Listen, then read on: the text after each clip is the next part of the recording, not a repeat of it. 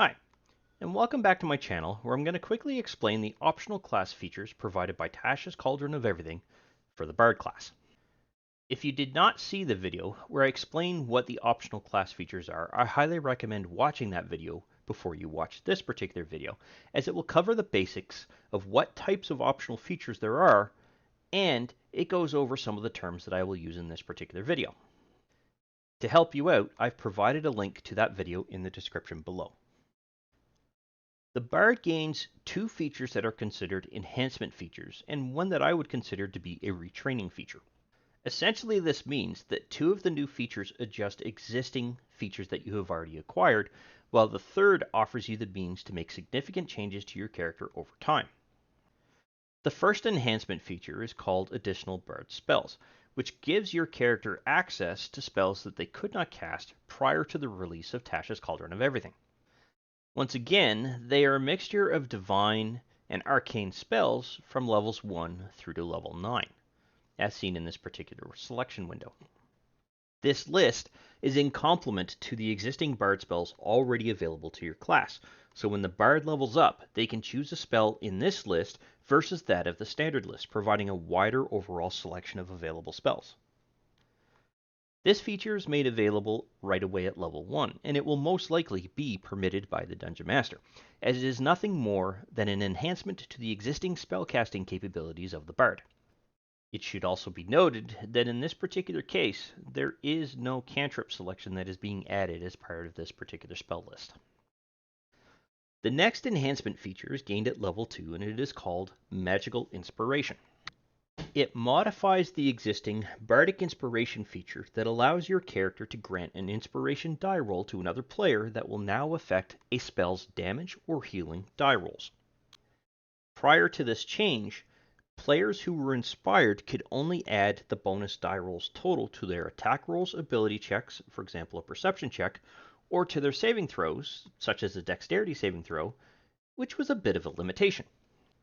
Now if that character decides to cast a healing spell or say fireball, they can add an additional die roll provided through your inspiration dice roll to the healing output or to the damage dealt by that fireball.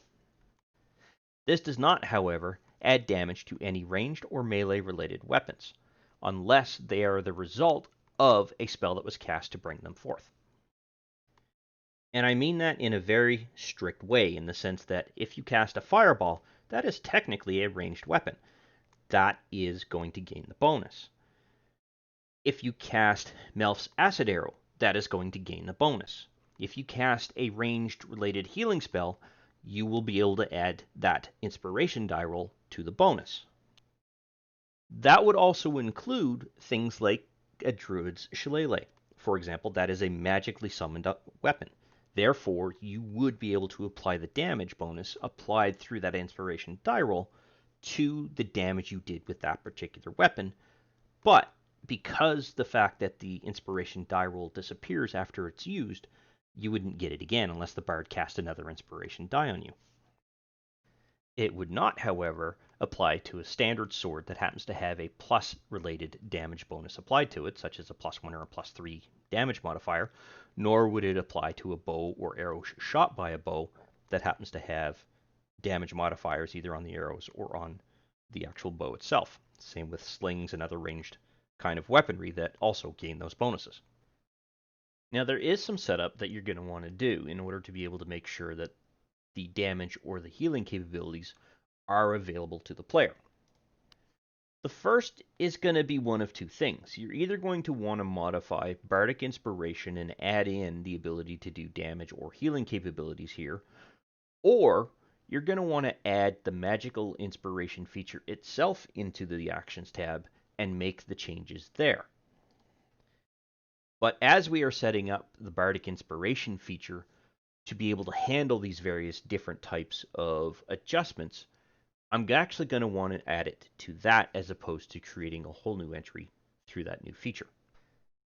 There are a couple of ways we could go about doing this. The first is simply to modify the existing effect and add to the end of it DMG : 1d12 semicolon heal : 1d12. And that would give the player the option to go through and roll whatever it is that they want to roll and have those changes apply. Another way would actually be to set up an individual effect for each and every single one of these so that you could go through and give the player the appropriate one at the correct time that they're going to go through and cast it. It makes it a little bit easier and a little bit more flexible. So that's what I'm going to do as a demonstration for this particular video. So I'm going to add in some additional effects here and break this one up. So the first thing I'm going to do is copy the contents of this and start applying those changes to the rest of this system. So this will be for the saving throw, and it will be target and on next roll. I believe that's what we have set up. Yep. And it will be 10 minutes for the duration. So that takes care of the saving throw.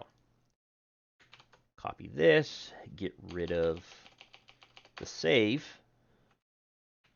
and everything else after check. 10 minutes, and on next roll.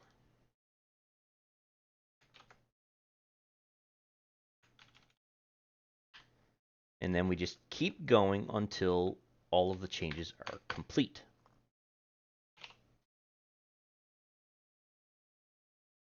And I'll need to add, well, no, I can just modify the existing effect to get rid of everything except the last item. Okay.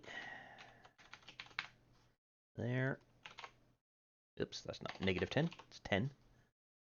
Not sure how negative 10 minutes would work. And then I'm just going to modify this last one and get rid of everything before the heal. And leave that as is. So now I have all of the options set up, and I can drag these onto a particular character when required. So I could drop this onto this ranger, for example, and now whenever they cast that heal spell, a 1d12 inspirational die will be rolled and added to whatever it is that they've cast. And that's really a better approach. It's a little bit more flexible.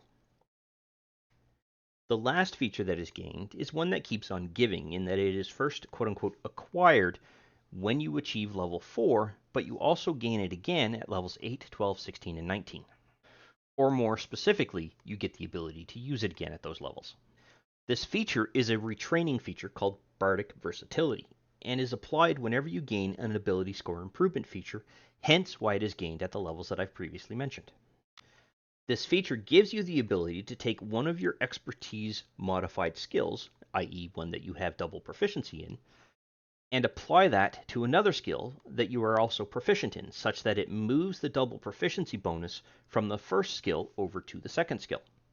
For example, this particular character is double proficient in acrobatics, but I might want to actually go through and move it over to persuasion. So I would deselect the acrobatics skill here, setting it back to proficient, and then add the double proficiency to persuasion.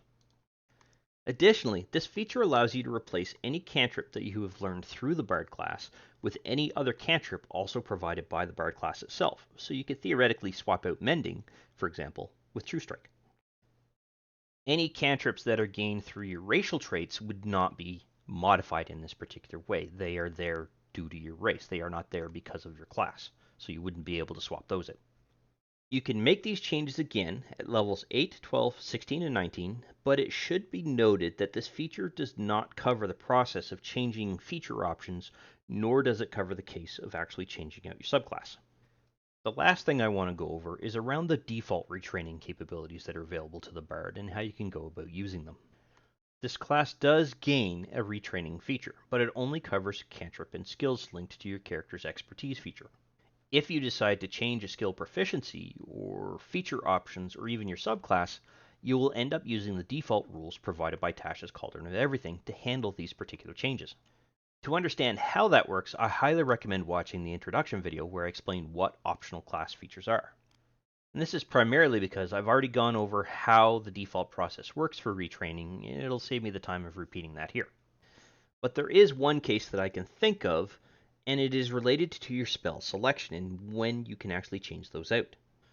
Those spells covered under your spellcasting feature can be swapped out as per the guidelines provided there, but it does not cover those spells gained through the Magical Secrets feature. I would argue that a DM could permit you to change those at the time the retraining feature kicks in, as they don't have a description on when you can actually change those, or even if you could in the first place. And it's not really covered with the Bardic Versatility feature itself, so I would argue those would be feature options that you could then swap out. But that is going to be entirely up to the Dungeon Master themselves, so don't be upset if it isn't something that they're going to allow you to do. In conclusion, it is nice to see that the Bard class has closed a few gaps in their spellcasting capabilities, as well as adjusted the Bardic Inspiration to handle magically related damage or healing bonuses. Additionally, it is also nice to see that some things about the Bard can now be adjusted, giving you, the player, time to explore your character and tweak things that you don't like about them, specific to a couple of areas. However, this does bring us to the end of this particular video. I thank you for watching, and I look forward to seeing you in the next one. I wish to thank you for taking the time to watch this particular video. I hope you found it informative and useful to familiarizing yourself with Fantasy Grounds in general, and that you had fun in the process. If you found the video useful and you liked the content of the particular video, go ahead and click that like button to let me know. And if you have any questions specific to the topic covered by this particular video, or just have some comments in general, please feel free to post something in the comments section, and I will do my best to respond to any questions that are asked.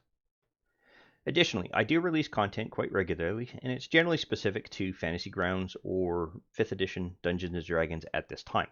So if you'd like to be notified when new videos come out, go ahead and subscribe and click the notification bell to ensure that notification is sent to you when I release a new video.